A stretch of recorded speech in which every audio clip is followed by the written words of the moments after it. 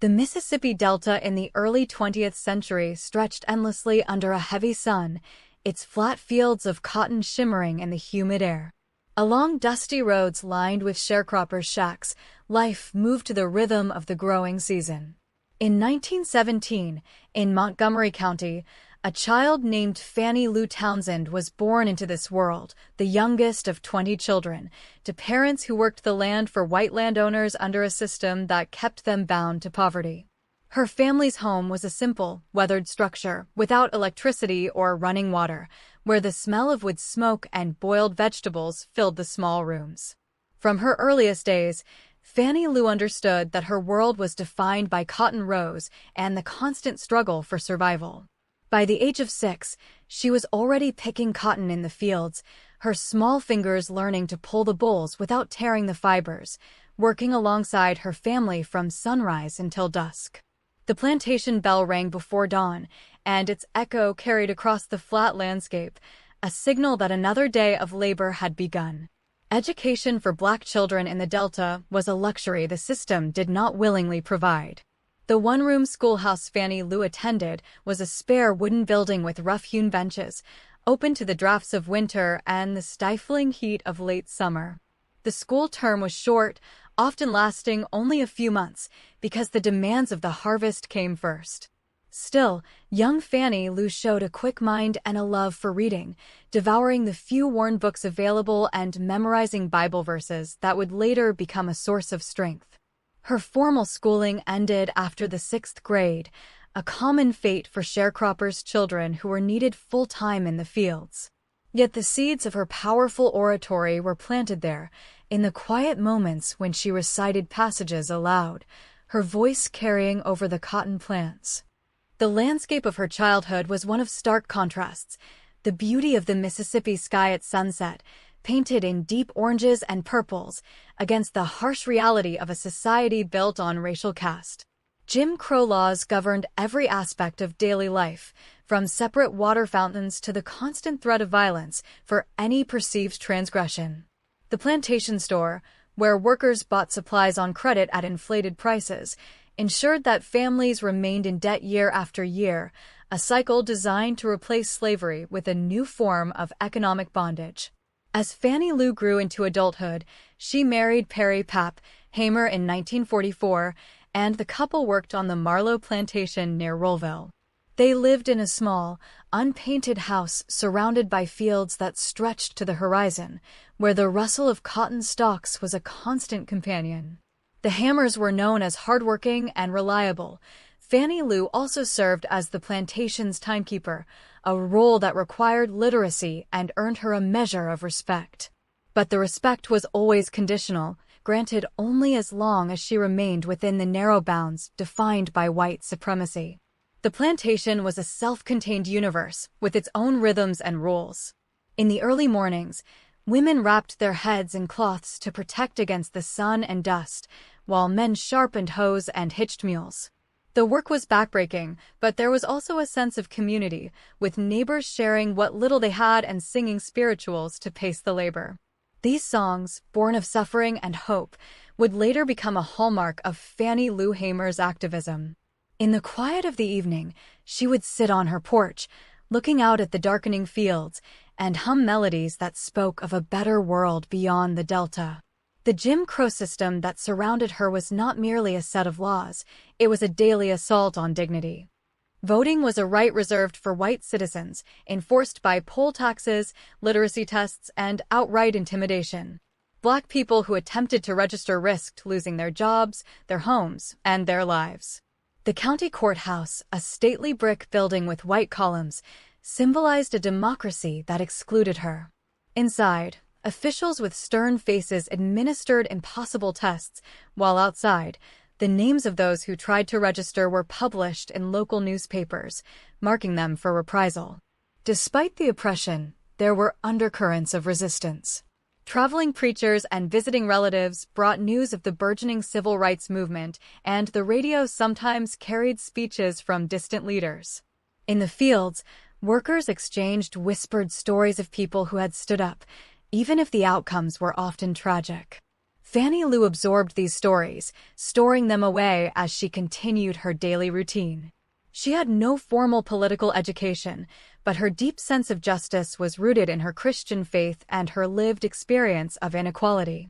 By the early 1960s, the Delta remained a place of profound beauty and entrenched injustice. The Mississippi River, a few miles to the west, flowed with ancient indifference, its levees holding back the waters that periodically flooded the lowlands. The soil was rich and dark, capable of producing abundant crops, yet the people who worked it remained hungry. Fannie Lou Hamer was now in her mid-40s, with a weathered face and hands that told the story of decades of labor. She had no reason to believe her life would change dramatically. The plantation system seemed immovable, as permanent as the cypress trees in the swamps. But change was coming, carried on the voices of young organizers who were fanning out across the South. The stage was set for a transformation that would pull a sharecropper from the cotton fields onto the national stage. In the quiet of a Delta evening, with the scent of honeysuckle in the air and the stars emerging one by one, the roots of a remarkable journey were already deep in the ground. The summer of 1962 draped itself over the Mississippi Delta like a heavy, familiar blanket. The cotton fields, stretching endlessly under a pale blue sky, were quiet in the midday heat, the plants heavy with bolls that would soon demand aching backs and bleeding fingers. For Fannie Lou Hamer, now 44 years old, the rhythm of life had been the same for decades. The plantation bell before dawn, the long rows, the sharecropper shack with its worn floorboards, and the ever-present knowledge that her life was not her own. She had worked on the Marlowe plantation near Rollville since she was a child, her body marked by labor and poverty, her spirit somehow unbroken despite a system designed to crush it. In the evenings, she might sit on the porch, watching the fireflies blink in the dusk, humming a hymn softly, the notes carrying a weariness that was also a form of endurance. One evening, word spread through the community about a meeting at the Williams Chapel, a small, unassuming church that served as a sanctuary for the Black community. The Student Nonviolent Coordinating Committee, known as SNC, was coming to talk about voting rights. Fannie Lou, curious and perhaps sensing a shift in the air, decided to attend. She walked the dusty road with others from the plantation, their footsteps muffled, their voices low. Inside the modest wooden church, the air was thick with the scent of old wood and the flickering light of oil lamps. The young SNC organizers, some of them not much older than the children she had raised, spoke with a fervor that was both foreign and compelling. They talked about the Constitution, about the 15th Amendment, about the simple, radical idea that she, Fannie Lou Hamer, a Black sharecropper in Mississippi, had the right to vote. It was a revelation, a crack of light in a long-sealed room. She had never known, had never been told, that such a right existed for people like her. That night, something shifted within her. The words she heard were not just abstract ideals, they were a direct challenge to the life she had been forced to live. She had always felt a deep, quiet anger at the injustices around her, the stolen wages, the arbitrary rules, the constant threat of violence, but now she had a name for it and a path forward. When the SNC workers asked for volunteers to go to the courthouse in Indianola and attempt to register, Fannie Lou's hand went up. She was not a woman who made decisions lightly, but once made, her commitment was absolute. On August 31, 1962, she boarded a bus with 17 others, a mix of hope and fear palpable in the air. The journey through the flat, sun-baked landscape felt longer than it was, the familiar fields now seeming to watch them pass. At the courthouse, they faced the literacy test, a deliberately confusing and impossible barrier designed to fail them. Fannie Lou, with her limited formal education, did her best, but like most of the group, she was told she had failed. The return home was not a retreat but a reckoning. As the bus pulled back into Rollville, the late afternoon sun casting long shadows, the consequences of her courage were already in motion. The plantation owner, W.D. Marlowe, was waiting. He had heard about her attempt to register, and his message was blunt: withdraw your application or leave. For a sharecropper, Leaving meant losing not just a job but a home, a community, and the only life she had ever known.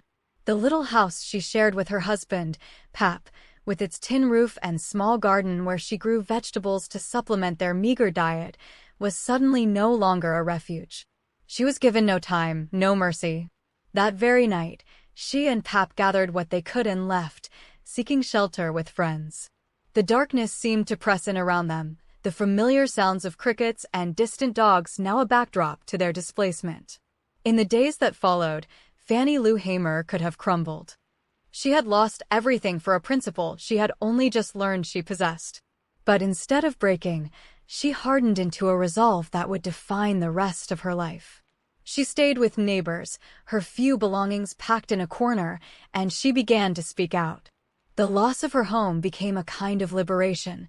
With nothing left to take, she was free to fight. She told anyone who would listen about the literacy test, about the plantation owner's ultimatum, about the fundamental unfairness of a system that punished people for wanting to be citizens. Her voice, rich and resonant from years of singing in church, carried a new authority. She had been baptized by fire, and she emerged not as a victim, but as a warrior. Fannie Lou's transformation was complete when she decided to return to Indianola to try again, and this time, she would not be silent. She began working closely with SNC, traveling to meetings, sharing her story, and encouraging others to register despite the risks. The simple act of attending that first meeting had unlocked a power within her that no beating, no eviction could suppress. She often said later that she was sick and tired of being sick and tired, a phrase that captured the exhaustion of a lifetime of oppression and the fierce determination to end it. The road ahead would be brutal, but in those early days of her awakening, Fannie Lou Hamer planted her feet firmly on the path to justice, her eyes fixed on a horizon that now, for the first time, held the promise of change. The summer of 1963 draped itself across Mississippi like a heavy, damp blanket. The air was thick with humidity and the scent of turned earth. In the small town of Winona, the afternoon sun beat down on the quiet streets, casting long shadows from the brick storefronts. Fannie Lou Hamer and several companions were returning from a citizenship training session in Charleston, South Carolina. The bus ride had been long, and the weariness of travel settled into their bones. They stopped at a modest bus depot, a simple structure with fading paint and a wooden bench out front. The hope they carried from the training, a hope for a future where their votes would count, was a fragile, precious thing. They stepped off the bus, stretching their legs, unaware that this ordinary stop would become a crucible of unimaginable cruelty. Inside the depot, the air was stale and slightly cooler. A few travelers milled about, and the drone of a ceiling fan mixed with the distant chirp of cicadas. The group, tired and hungry, walked to the lunch counter, a simple affair of linoleum and chrome, seeking only a moment of rest and a bite to eat. But this was Mississippi in 1963, and the simple act of sitting down was a transgression. The white waitress looked at them with cold disdain and refused service. A tense silence fell, broken only by the hum of a refrigerated case. Fannie Lou, ever resolute, began to sing a hymn softly, her voice a quiet anchor of faith. The sound was gentle, almost a whisper, but it carried the weight of centuries of sorrow and survival. It was this peaceful act of defiance that drew the attention of the local police. The officers arrived not with a flurry of sirens, but with a deliberate, menacing calm. The afternoon light, golden and syrupy, glinted off their badges as they ordered the group to leave. When they hesitated, the situation escalated with terrifying speed. Fannie Lou and her companions were arrested and taken to the Montgomery County Jail. The jail was a low, grim building of weathered concrete, its small windows barred and dark. Inside, the air was close and smelled of sweat and disinfectant. The cells were cramped, with thin mattresses on metal frames. It was here, in the dim, artificial light, that the true price of courage would be exacted. The officers, enraged by her refusal to be cowed, devised a brutal punishment. They ordered 2 black inmates to beat her with a heavy leather strap. When the men hesitated, the officers threatened them, forcing them to comply. The first blow landed with a sickening thud, a sound that seemed to absorb all the air in the room. Blow after blow fell on her back, her legs, her arms. The pain was a white-hot fire, but Fannie Lou did not scream. Instead, she did what she had always done in moments of trial. She sang. Her voice, though strained, rose in a hymn, "This little light of mine," the words a defiant prayer echoing off the cold concrete walls. The beating continued until the strap was slick with blood and her body was a landscape of bruises and swelling. When the inmates could no longer continue, the officers themselves took over, striking her with fists and boots. The attack left her with permanent injuries, a blood clot in her eye, damage to her kidneys, and a limp that would follow her for the rest of her life. When they finally dragged her back to her cell, she could barely move. The pain was a constant, throbbing presence. Yet, in the darkness, she found a reservoir of strength. She heard the terrified sobs of a young companion in the next cell and began to sing again, her voice a fragile thread of comfort and solidarity. The hours passed in a haze of agony and prayer. The next morning, the harsh fluorescent lights of the jail revealed the full extent of the damage. Her body was broken, but her spirit, forged in the crucible of that night, was unbreakable. This harrowing experience, instead of silencing her, propelled her forward. She emerged from the Winona jail not as a victim, but as a powerful witness. Her testimony of the beating, delivered with a raw, unflinching honesty, would soon travel far beyond the Delta, igniting a fire in the hearts of all who heard it. She became a field secretary for the Student Nonviolent Coordinating Committee, transforming her personal trauma into a national catalyst for change, her voice a testament to the price of courage. The sweltering Mississippi summer of 1964 was a season of transformation. In the cotton fields, the bolls were fat and white under the relentless sun, but a different kind of harvest was being sown in church basements and community halls. There, Fannie Lou Hamer and a coalition of activists, sharecroppers, and ministers were building something unprecedented, the Mississippi Freedom Democratic Party. The MFP was born from the exclusion of Black citizens from the state's all-white Democratic Party. Its creation was an act of meticulous, grassroots organizing. In small, clapboard churches with hand-painted fans stirring the thick air, they held precinct meetings. At long tables covered with oilcloth, they registered voters and elected delegates, following every rule to the letter. The process was slow and deliberate, a testament to the belief that democracy must be built from the ground up. Fannie Lou, with her powerful voice and unshakable faith, became the heart of this movement, traveling down dusty roads to gather the hopes and signatures of people who had been told for generations that their voices did not matter. As the August sun beat down, they prepared to take their fight to the national stage. The delegation traveled to Atlantic City, New Jersey, where the Democratic National Convention was held in the cavernous, echoing Boardwalk Hall. The contrast was stark, the salty sea breeze and neon lights of the boardwalk against the deep, rural roots of Mississippi. Inside the hall, the air was charged with political maneuvering, the scent of cigar smoke and perfume mingling with the weight of history.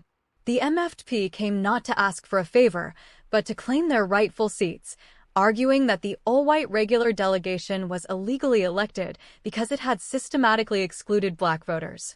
They brought with them meticulous records and, most powerfully, their own lived experiences. The moment came when Fannie Lou Hamer was called to testify before the Credentials Committee. The television cameras, massive and cumbersome, were trained on her. She sat down, her posture dignified, her hands folded. The room fell silent. Her voice, when she spoke, was not loud, but it filled every corner of the hall and millions of living rooms across America.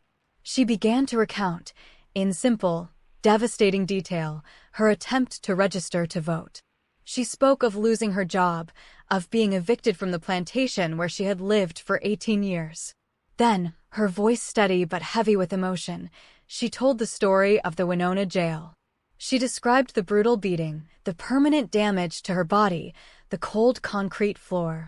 The nation watched, transfixed, as an ordinary woman from the Mississippi Delta laid bare the violent soul of American apartheid. The testimony was so raw and powerful that President Lyndon B. Johnson, fearing its impact, hastily called a press conference to pull the television networks away. But it was too late. Her words had already seared into the public consciousness. In the aftermath, a political storm erupted. The party leadership, desperate to avoid a walkout by Southern delegations, offered a compromise. The MFP would receive 2 non-voting, at-large seats, while the all-white delegation would be seated. It was a patronizing offer, a pat on the head. In a cramped hotel room, the MFP delegates gathered to debate. The air was thick with tension and the smell of stale coffee. Many national civil rights leaders urged them to accept, calling it a victory. But Fannie Lou Hamer stood firm. Her voice, though weary, was clear. "We didn't come all this way for no 2 seats," she said, "when all of us is tired." The room fell silent. Her words crystallized the moral choice before them. They had not come for a token gesture. They had come to be recognized as full citizens. Inspired by her courage, the delegation rejected the compromise. They did not get their seats that year, but they forced a moral reckoning within the Democratic Party. The image of Fannie Lou Hamer, her face a portrait of righteous exhaustion, asking the simple, profound question, "Is this America?" changed the party forever. For years later, Reform Commission mandated that all delegations be open to all voters, a direct legacy of their stand. Her testimony was not just a plea for a seat at the table, it was a declaration that the table itself had to be rebuilt. In the warm, dusty light of a Mississippi morning, Fannie Lou Hamer walked the furrowed fields not as a sharecropper, but as a woman with a vision. The scent of turned earth and the distant hum of cicadas surrounded her as she surveyed the land that would soon become the Freedom Farm Cooperative. It was 1969, and the struggle for voting rights had laid bare a deeper truth. Political power meant little without economic independence. Hamer understood that hunger and poverty were weapons as cruel as any poll tax or literacy test, and she set out to disarm them. She believed that if Black farmers could own land and grow their own food, they could build a foundation of self-sufficiency that no sheriff or politician could take away. The Freedom Farm Cooperative was her answer, a bold experiment in grassroots economics that would buy land, provide housing, and feed hundreds of families in Sunflower County. Hamer's journey to this point had been shaped by the relentless logic of need. In the Delta, sharecropping kept families in a cycle of debt, their labor enriching white landowners while they lived in crumbling shacks without running water. Hamer herself had picked cotton from the age of 6, her hands raw and her back aching, yet she never had enough to save. After her eviction for trying to vote, she knew that civil rights had to include the right to eat. The cooperative model, inspired by similar efforts in Israel and Alabama, offered a way to bypass the plantation system entirely. With donations from supporters across the country, Hamer purchased 40 acres of rich Delta soil and opened it to anyone willing to work. Families could farm plots, share tools, and take part in decision-making, creating a rare space of Black autonomy in a state built on exploitation. At the heart of the cooperative was the Pig Bank, a project as practical as it was profound. Hamer knew that protein was scarce in poor households, where children often went to bed hungry. She acquired a herd of pigs and lent them to families who would raise them and, in time, return piglets to the bank to be passed on to others. It was a cycle of mutual aid that spread across the county, with the simple goal of ensuring that no child went without a meal. The pig bank was more than charity, it was a statement of dignity, a way for people to provide for themselves without bowing to the white-controlled economy. Hamer often said, "You can't have a healthy mind in a hungry body," and she worked tirelessly to feed both. The cooperative also grew vegetables, operated a commercial kitchen, and even provided affordable housing, making it a lifeline in a region where poverty was deliberately maintained. Even as she built this local movement, Hamer sought to take her fight to the halls of power. In 1964, while the Mississippi Freedom Democratic Party challenged the National Convention, she also ran for Congress in the state's 2nd District. It was a symbolic campaign, waged against entrenched white supremacy, but it was also a declaration that Black citizens would no longer accept exclusion from the political process. Standing before crowds in church basements and dusty fields, she spoke with the same fire that had captivated the nation during her DNC testimony. She knew she would not win, but she understood that every ballot cast was a brick in the foundation of a new Mississippi. Her run forced the state to reckon with a Black woman demanding a seat at the table, and it inspired others to imagine a future where representation was real. Yet for all her moral clarity and grassroots success, Hamer's influence within the national civil rights leadership was often constrained. The movement's public face was largely male and middle class, and leaders like Martin Luther King Jr. and Roy Wilkins operated in a world of press conferences and negotiations that could feel distant from the Delta's dirt roads. Hamer's unpolished accent, her working-class roots, and her gender made her an outsider in circles that valued respectability.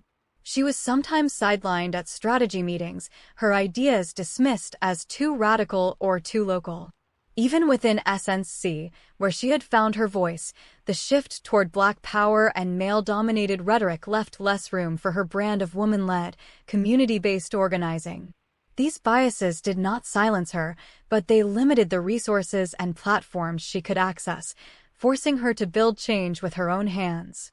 The Freedom Farm Cooperative, for all its successes, faced constant financial strain. Hamer poured her own speaking fees into the project and spent countless hours fundraising, but the burden was immense.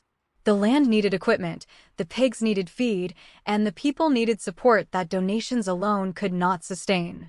By the mid-1970s, the cooperative struggled to stay afloat, a victim of the same economic forces it fought against. Yet its legacy was indelible. It proved that poor Black farmers could manage their own affairs, that a woman with no formal education could lead a movement of economic liberation, and that the fight for justice must encompass both the ballot box and the dinner table. Hamer's vision of a cooperative community, where people governed themselves, remained a beacon, even as her health began to fail.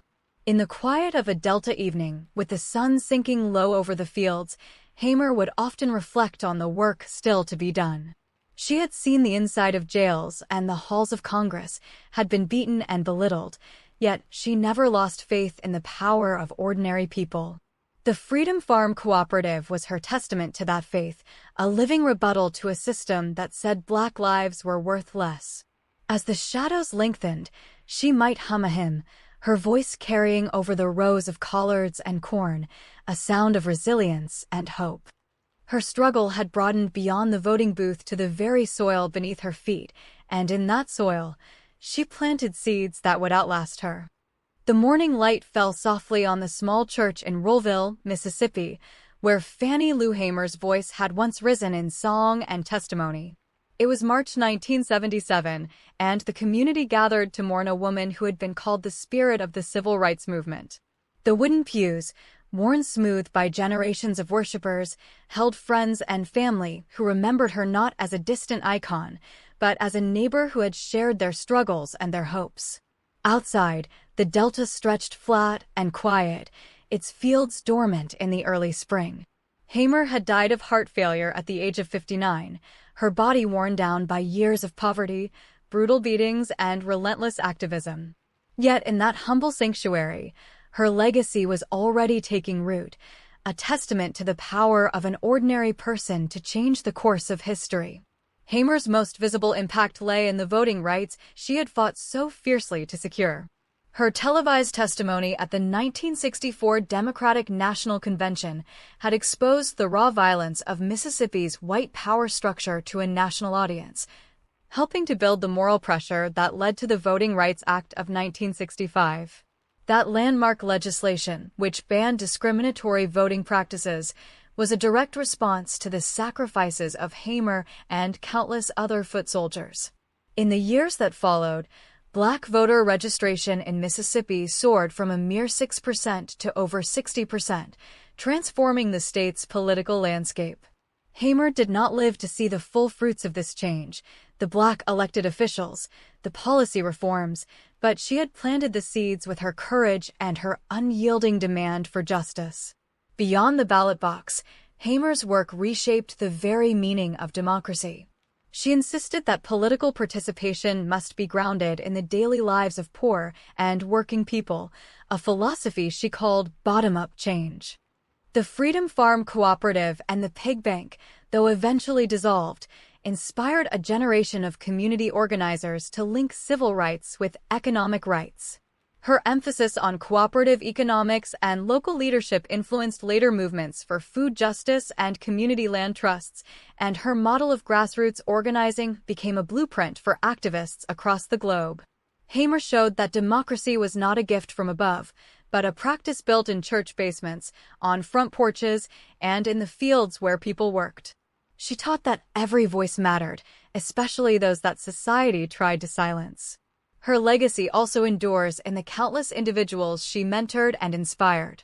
Young organizers who worked alongside her in the Mississippi Freedom Democratic Party went on to lead their own fights for justice, carrying her lessons into new arenas.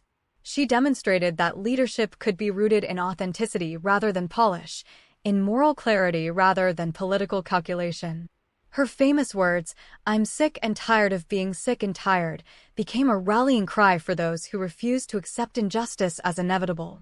In workshops and classrooms, her story is told not as a relic of the past, but as a living example of what courage looks like.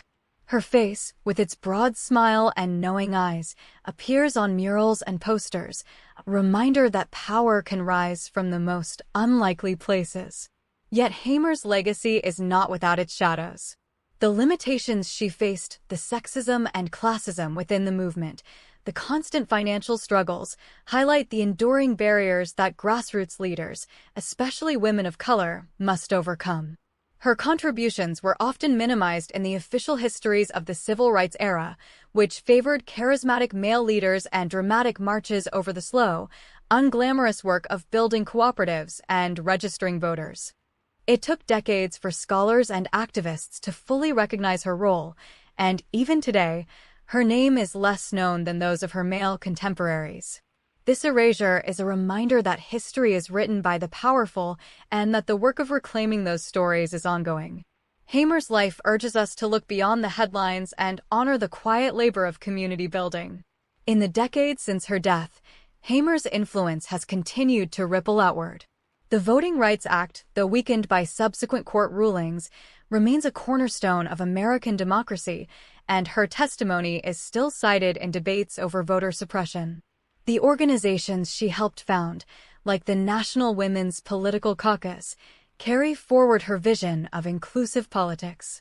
Her insistence on the interconnectedness of race, class, and gender anticipated the intersectional analysis that would become central to modern social movements.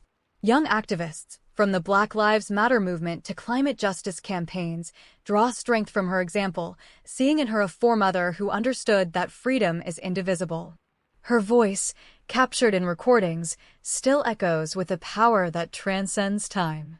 As the funeral service ended and the mourners stepped into the bright Mississippi sun, they carried with them the spirit of a woman who had transformed her suffering into a force for liberation. The land around them, once a site of exploitation, now held the memory of her freedom farm, where she had dared to imagine a different world. Fannie Lou Hamer's legacy is not a monument frozen in marble, but a living call to action, to vote, to organize, to feed the hungry, and to believe that ordinary people, armed with faith and determination, can bend the arc of history toward justice. In the quiet of that Delta town, her song continued, a melody of hope and defiance that would never be silenced.